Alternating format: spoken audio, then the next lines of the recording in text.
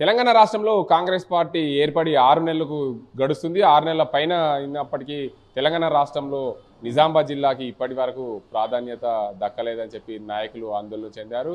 ఇప్పటికే కాంగ్రెస్ పార్టీ అధిష్టానం మరోసారి క్యాబినెట్ విస్తరణకు సిద్ధమైంది. అందులో భాగంగా నిజామాబాద్ జిల్లాకు ప్రాధాన్యత దక్కనుందని చెప్పి పూర్తిగా ఆశావాహులు ఢిల్లీ నుంచి వారికి ఫోన్లు వచ్చినట్టు తెలుస్తుంది. మొత్తంగా నిజామాబాద్ జిల్లా నుండి ఈ కాంగ్రెస్ ఏదైతే క్యాబినెట్లో మంత్రిగా పనిచేశారు, బోధన ఎమ్మెల్యేగా కొనసాగుతున్నారు. పొద్దుటూరి సుదర్శన్ రెడ్డికి ఖచ్చితంగా మంత్రి పదవి వస్తుందని ఖాయమైందనే ఊహాగానాలు ఊపందుకున్నాయి. మరోవైపు చూడొచ్చు, నిజామాబాద్ జిల్లాకు గతంలో పీసీసీగా పనిచేశారు దివంగత నేత డి శ్రీనివాస్. ఈసారి కూడా నిజామాబాద్ జిల్లాకు పీసీసీ దక్కనున్న నేపథ్యంలో ప్రాధాన్యత సంతరించుకుంది.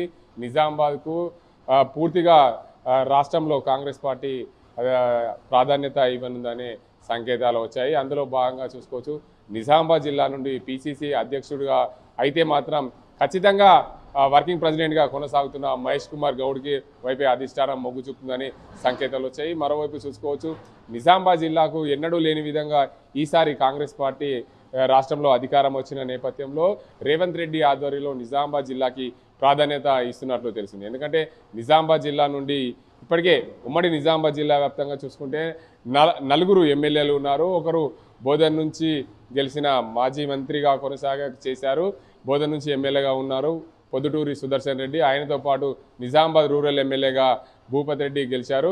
ఆయనతో పాటు ఎల్లారెడ్డి ఎమ్మెల్యేగా మదన్ మోహన్ రావు, అదేవిధంగా జుక్కల్ ఎమ్మెల్యేగా తోట లక్ష్మీ కాంతారావు గెలిచిన నేపథ్యంలో ఎప్పుడు కూడా ఏ పార్టీ అధికారంలోకి వచ్చినా నిజామాబాద్ జిల్లానే ప్రాధాన్యత తీసుకొని నిజామాబాద్ జిల్లా నుండే అన్ని సీట్లు కూడా ఆ పార్టీకి అధికారంలోకి వస్తుండే క్రమంలో ఈసారి మాత్రం ఉమ్మడి నిజామాబాద్ జిల్లాలో 9 అసెంబ్లీ నియోజకవర్గాలు ఉంటే 4 కాంగ్రెస్ పార్టీ గెలవడం, దానికి పూర్తిగా కాంగ్రెస్ పార్టీ మరింత నిజామాబాద్ పైన దృష్టి పెట్టిందనే చెప్పాలి. ఎందుకంటే నిజామాబాద్ జిల్లాలో ఎప్పుడు గెలిచినా 9 అసెంబ్లీ నియోజకవర్గాలు కాంగ్రెస్ పార్టీ గెలిచిన దాఖలాలు ఉన్నాయి. 2004లో చూసుకున్నప్పుడు ఖచ్చితంగా 9 అసెంబ్లీ నియోజకవర్గాలు 2004లో నిజామాబాద్ జిల్లా నుండి గెలిచిన దాఖలాలు ఉన్న నేపథ్యంలో ఈసారి కూడా ఖచ్చితంగా 9 అసెంబ్లీ నియోజకవర్గాలు గెలుస్తాయనుకున్న క్రమంలో కానీ కొంత తేడాతో 4 అసెంబ్లీ నియోజకవర్గాల్లో కాంగ్రెస్ పార్టీ జయకేతం వేసిన నేపథ్యంలో ఇప్పుడు రానున్న ఎన్నికల దృష్టిలో పెట్టుకొని, ఎందుకంటే గత 5 సంవత్సరాలకు రానున్న ఎన్నికల్లో దృష్టి పెట్టుకుని సీఎం రేవంత్ రెడ్డి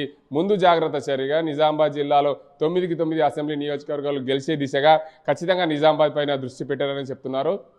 ఏది ఏమైనప్పటికీ నిజామాబాద్ జిల్లాకు ప్రాధాన్యత ఇస్తున్న నేపథ్యంలో ఖచ్చితంగా నిజామాబాద్ జిల్లాలో కాంగ్రెస్ పార్టీ జయకేతనం ఎగరేయాలంటే ఈ నిజామాబాద్ జిల్లాకు ప్రాధాన్యత ఇవ్వాలనే ఉద్దేశం మీద నిజామాబాద్ జిల్లాకు త్వరలోనే క్యాబినెట్ బెర్త్ దక్కనుంది. అందులో భాగంగా బోధన్ నుంచి ఎమ్మెల్యే గెలిచిన సుదర్శన్ రెడ్డికే మంత్రి పదవి రానుందని చెప్పి అధిష్టానం సంకేతాలు ఇచ్చింది. ఇప్పటికే నిజామాబాద్ జిల్లాకు ప్రాతినిధ్యం వహిస్తున్న టీపీసీసీ వర్కింగ్ ప్రెసిడెంట్గా ఉన్న మహేష్ కుమార్ గౌడ్ అందులో భాగంగా ఎమ్మెల్సీగా కోరున్నారు.